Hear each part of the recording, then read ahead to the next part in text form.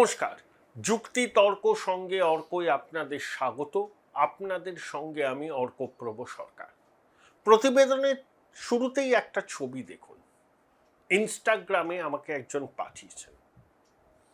এই ছবিতে ধোপতুরস্ত পাজামা পাঞ্জাবি পরে যে ভদ্রলোক বসে আছেন চিনতে পাচ্ছেন? তার পাশে যিনি বসে আছেন তাকে নিশ্চয়ই চিনতে পাচ্ছেন।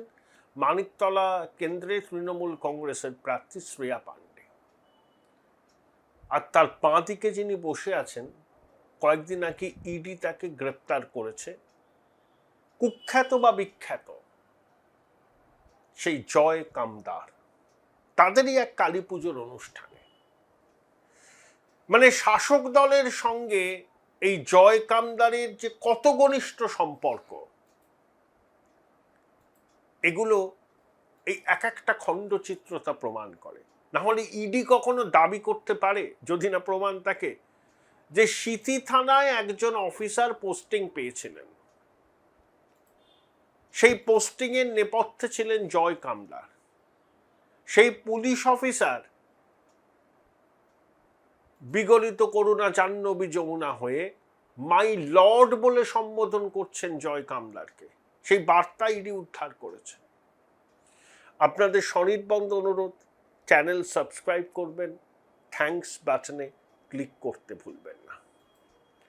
অর্থাৎ জয় কামদারের মতো লোক তৃণমূলের র্যাঙ্ক অ্যান্ড ফাইলে ভীষণ রকম স্বচ্ছন্দ। সেই জন্য ওই শান্তনু সিনা বিশ্বাসের মতো পুলিশের পোশাকধারী, আসলে কি আর বললাম না, তারা মাতব্বরি করে। শান্তনু সিনা বিশ্বাস, জয় কামদার, দেবাশিস কুমার, আরো অনেকে আছেন। এটা গ্যাং অফ ফোন নয়, এটা অনেক বড় গ্যাং। বাবুল, কলকাতা পুলিশের ডিসি, যিনি মুখ্যমন্ত্রী বাড়ির নিরাপত্তার দেখভাল করেন, ইডির সমনে এড়িয়ে যাচ্ছেন। আরে সাহস থাকলে, সৎ সাহস থাকলে এজেন্সির তদন্তে সারাদিন সহযোগিতা করুন। বাড়ি পাচার কাণ্ডেও নাম জড়িয়েছে। তাহলে কালীঘাট ক্যামাক স্ট্রিট যে মহা ডাকাতির সাম্রাজ্য রাজ্যে বিস্তার করেছে, তার প্রমাণ কিন্তু এইগুলো। মানুষ যখন গণতান্ত্রিক অধিকার প্রয়োগ করতে লাইনে দাঁড়াবেন, ভাববেন, যাকেই ভোট দেবেন সেটা আপনার ব্যাপার। একজন মা কষ্ট করে মেয়েকে ডাক্তার বানাতে চেয়েছিল, মহা জঙ্গল রাজ সেই মেয়েটিকে কেড়ে নিল। কোথায় কাটলো? আরজি কর মেডিকেল কলেজ হসপিটালে। পুরো নাম কি? রাধা গোবিন্দ কর। যেখানে গোবিন্দ সদা জাগ্রত থাকে, সেখানে রাধা নিগৃহীতা হন। 96 ঘন্টা ধরে তথ্য প্রমাণ লোপাট করলেন। বঙ্গেশ্বরী ঝাড়গ্রাম থেকে টানা ফোন করলেন তৎকালীন পুলিশ কমিশনার বিনীত গোয়েলকে।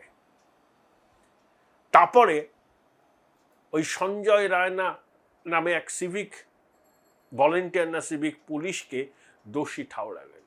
মানুষ বিশ্বাস করে একা সঞ্জয় রায় এই কাণ্ডটা করেছে? মাতৃজঠরের লজ্জা সন্দীপ আর্থিক দুর্নীতির কারণে জেলে আছে। চিন্তা করবেন না, আসল অপরাধীদের স্বরূপ উন্মোচিত হবেই। আর কয়েকটা দিন একটু সবুর করুন। যারা অভয়ার মা কেন বিজেপির টিকিটে দাঁড়িয়েছেন বলে কটু মন্তব্য করছিলেন, বিশেষ করে বামপন্থীরা, তাদেরকে বলি, তামান্নার মাও কিন্তু প্রার্থী হয়েছেন। সেটা আপনাদের মনঃপুত হলো, আর এখানে মনঃপুত হলো না। তার কারণ, অভয়ার এই যে আন্দোলনে আপনারা ছিলেন, করতান ছিল, মীনাক্ষী ছিল, আবার অগ্নিমিত্রাও ছিলেন, শুভেন্দুরাও এসছিলেন। আর আন্দোলনটা হাইজ্যাক করেছিল সিপিআইএম এর লিবারেশন। দীপঙ্কর ভট্টাচার্য বেস্তে দিতে চেয়েছিলেন বিভিন্ন মেডিকেল কলেজে এই চরমপন্থী বাম সংগঠনের ছাত্র সংগঠন যাতে তৈরি হয়, এই সুযোগটা তিনি কাজে লাগাতে চেয়েছিলেন। এসবদের চিনে রাখুন। বিচার যদি অভয়ার মা না পেয়ে থাকে তার দায় কোনো পক্ষ এড়াতে পারে না। আজ তিনি একটা প্রশাসনের অংশ হবেন, অবশ্যই জিতবেন, বিপুল ভোটে জিতবেন, সহানুভূতির ভোট এবং এই বিচারের দাবিতে গণভোট হচ্ছে পানিহাটিতে। আমার ধারণা রেকর্ড ভোটে জিতবেন, হতেও পারে সব থেকে বেশি ভোটে তিনি জিতলেন পশ্চিমবঙ্গে পানিহাটি থেকে। তিনি হলেন অভয়ার মা। তৃণমূলের পরিবারের লোকেরা ওকে ভোট দেবেন। একজন কন্যাহারা মা যখন বিচার চেয়ে দৌড়ে দৌড়ে ঘুরেছে, তারপর শেষ অপশন হিসেবে রাজনীতির মঞ্চটা বেছে নিয়েছে, কারণ প্রশাসনের অংশ না হলে বিচার পাবে না, না হলে সারা জীবন দরজায় মাথা কুটে মরতে হবে। প্রশাসনের অংশ হলে তাও বিচার পাওয়ার একটা সম্ভাবনা থেকে যায়। আমার ধারণা বিজেপির যারাই জিতবেন সব থেকে বড় ব্যবধানে জয় বোধহয় হবে পানিহাটিতে অভয়ার মার। এটা অন্তত মনে হচ্ছে। জানেন, অভয়ের মা জিতলে আপনাদের মতো আমিও ব্যক্তিগতভাবে খুশি হব, কারণ আমাদের বাড়ির মেয়ে, কন্যা সন্তান যেভাবে অত্যাচার করে তাকে খুন করা হয়েছে, এই অপরাধের কোনো তুলনা হয় না, বিরলতম। এবং বঙ্গেশ্বরীর প্রশাসন যেভাবে পুরো ঘটনাটা ধামাচাপা দেওয়ার মরিয়া প্রচেষ্টা চালিয়েছে, স্পষ্ট হয়ে যায় এমন কেউ বা কারা এর পেছনে যুক্ত ছিলেন, যাদের নাম প্রকাশ্যে আসলে পরে শাসকের গদি টলমল করত। তাই 96 ঘন্টা ধরে তথ্য প্রমাণ লোপাট করেছিলেন, দুষ্কৃতীদের দিয়ে আরজি করকে ভাঙচুর করিয়েছিলেন যাতে প্রমাণ লোপাট করা যায়। সিবিআই যখন 96 ঘন্টা বাদে এলো, কিছু আর করার নেই, কিন্তু বিচার হবে। সঞ্জয় রায়কে সিবিআই জেরা করতে পারবে, আবার নতুন করে কেসটাকে রিওপেন করতে হবে সরকার তৈরি হওয়ার পর। আরো একজন ডাকাবুকো ছেলে, নেতা, মানুষের সুখে দুঃখে থাকেন, বড় পুজো করেন, মনটা বড় বড়, সজল ঘোষ মাটি কামড়ে লড়াই করছেন কামারহাটিতে, বড়নগরে, মার্জনা করবেন, বড়নগরে। কিন্তু ওখানে সিপিএম এসে গেছে, সায়নদেব। কাজ একটাই, দেখুন কিভাবে ভোটটা কেটে তৃণমূলকে সুবিধা করে দেবো। আগের বার তন্ময় করেছিলেন, এবার সায়নদেবও কিন্তু সেই লক্ষ্যে এসেছেন। সিপিএম এর একটাই কাজ, ভোট কাটো, তৃণমূলকে সুবিধা করো, তাছাড়া কোনো কাজ তাদের নেই। কয়েকটা জায়গায় সফল হলেও শেষ পর্যন্ত সিপিএম এর এই খেলা মানুষ খেলতে দেবে না। ধরা পড়ে গেছে সিপিএম, সিপেমূল, যাহা সিপিএম তাহা তৃণমূল। গলার শিরা বুলিয়ে তৃণমূলের বিরোধিতা করে যারা, সাম্প্রতিক সবকটা বিষয় দেখবেন যে সুরে তৃণমূলের মুখপাত্ররা কথা বলছেন, সিপিএম এর সুজন, সেলিমদা একই ভাষায় কথা বলছেন। একই মুদ্রার এপিঠ, একই মুদ্রার ওপিঠ। সেই জন্য সুজন যান দমদমে সৌগত রায়কে জেতাতে, সেই জন্য সায়নদেব প্রার্থী হন বড়নগরে, সেই জন্য কলতান চলে যান পানিহাটিতে লড়তে। একটাই অঙ্ক, ভোট কাটো, তৃণমূলকে সুবিধা করে দাও। কথা বলেছিলাম লড়াকু নেতা সজল ঘোষের সঙ্গে, টানা প্রচার করছেন। প্রচারের ফাঁকে মধ্যাহ্ন ভোজনের জন্য কিছুক্ষণ ফেরেন দলীয় কার্যালয়ে, সেই সময় ফোন করেছিলাম, টেলিফোনেই কথা হলো। শুনে নিন কি বললেন সজল। সজল, এখনো অব্দি আমাদের কাছে যা ফিডব্যাক আছে রিগার্ডিং বড়নগর, তুমি অ্যাডভান্টেজিয়াস পজিশনে আছো, কিন্তু তোমার পথের কাঁটা তৃণমূল নয়, পথের কাঁটা সিপিএম এর প্রার্থী। বিষয়টাকে কিভাবে দেখছো? আপনি যা বলেছেন কথাটা তো ভুল নয়, কথাটা ঠিকই বলেছেন। 24 সালেও এদের ভূমিকা এরামই ছিল। 24 সালে এরা না থাকলে বরানগর এবং দমদম হুম। দুটোতেই তৃণমূল হারতো হুম। এবং সেখানে ভারতীয় জনতা পার্টির প্রার্থীরা জিততেন। হুম। সেটা তৃণমূল প্রার্থীও স্বীকার করেছেন হুম। পরবর্তীকালে।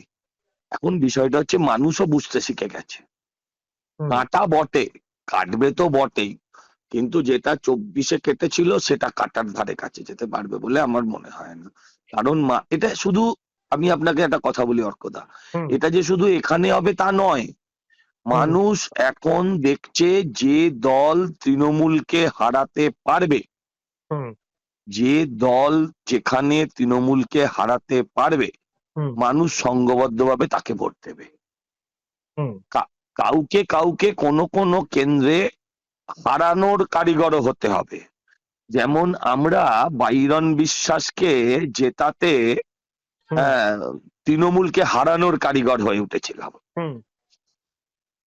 সেটাও মানুষ হবে স্বতঃস্ফূর্ত ভাবে মানে যেখানে যার জয়ের সম্ভাবনা বেশি তৃণমূলের তৃণমূলকে বিরুদ্ধে, হারিয়ে। সেখানে মানুষ তাকে ভোট দেবে। এবং এতে সিপিএম কংগ্রেসের লাভ। হুম। এই যে নতুন বছর হালখাতা, অক্ষয় তৃতীয়া হালখাতা, এদের হালখাতায় বহু বছর কোনো এমএলএ জমা পড়েনি। হুম। হ্যাঁ, এইটা যদি এই লাইনে ওরা চলে হুম। তাহলে ওদের দলেরও এমএলএ হবে। ঠিক। এসআইআর এর পরে তোমার বড়নগরের অবস্থাটা ঠিক কত? হিন্দু ভোট কত, মুসলমান ভোট কত? ওখানে মুসলিম ভোট নেগলিজেবল, আমি ওইভাবে ভোট করতেও রাজি নয়। হুম। আমি ভোটকে ভোটের মতন দেখতে চাই, তারা কি দেখছে সেটা তাদের বিষয়। হ্যাঁ, আমি অবশ্যই সনাতনী, আমরা সনাতনকে রক্ষা করার লড়াই করি। ভোটকে আমি হিন্দু মুসলিমের খাতায় বিচার করি না।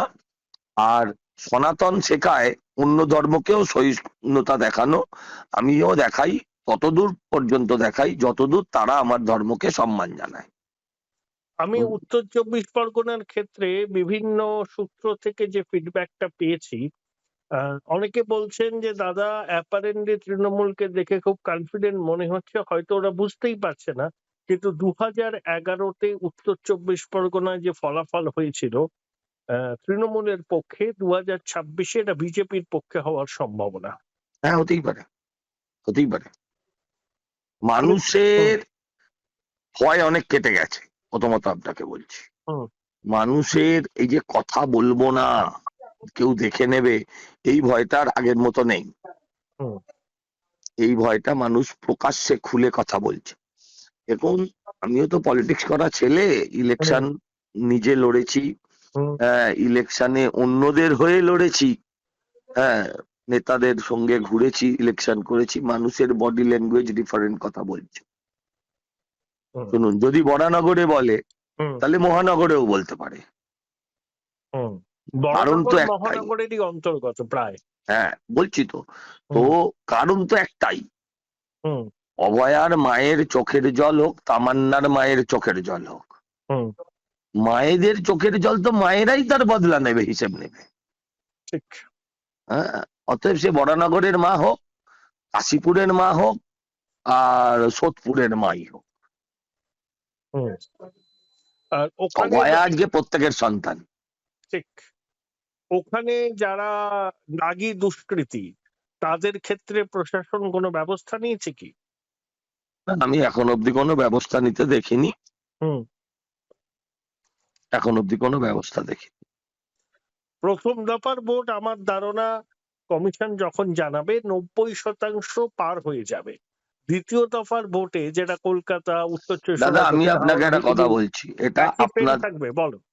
আপনাদের সহ, আপনাদের সহ সমস্ত মিডিয়ার এটা একটা পারসেপশন, এটা তো হবারই ছিল।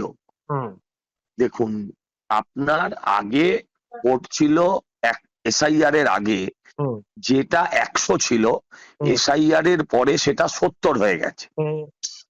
ফলে আগে যদি 100-এ 50টা লোক ভোট দিত, তাহলে আপনি তাকে 50টা দিচ্ছে, এখন 70-এই 50টাই লোক ভোট দেবে, তাই পার্সেন্টেজ বেড়ে যাচ্ছে, অটোমেটিক পার্সেন্টেজ হাই হয়ে যাবে।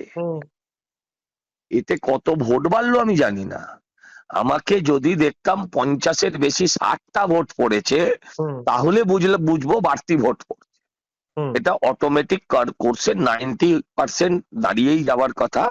এবারে মজাটা হচ্ছে মুসলিম অঞ্চলে, হুম, হ্যাঁ, সেখানে ব্যাপক রিগিং হতো। হুম, রিগিংটা মানে কি, ধরুন যে মারছে সেই তৃণমূলকে মারছে, হুম, হ্যাঁ, তো ফলে প্রতিরোধ শূন্য। হুম, ফলে ওখানে 98% ভোট হয়ে যেত, 95% ভোট হয়ে যেত। হুম, এবারে যেটা হবে, ওখানে তো আর সেই লোকগুলোর অস্তিত্বই নেই ভোটার লিস্টে। ঠিক। হ্যাঁ, ফলে ওরা এই বাড়তি ভোটের সুযোগটা আর পাবে না। হুম, এবার সেটাই একদম লাভ, মানুষের ভোটেই যা হওয়ার সেটাই যা নির্বাচিত হবার হবে। হবে। অনেক শুভেচ্ছা রইল সজল, প্রচন্ড থ্যাংক গরম ইউ দাদা, পড়েছে। Thank you. হ্যাঁ, এসে গেল ভোট, হুম, শুভকামনা রইল। Thank okay you. দাদা, থ্যাংক ওকে ইউ। দাদা। ওকে।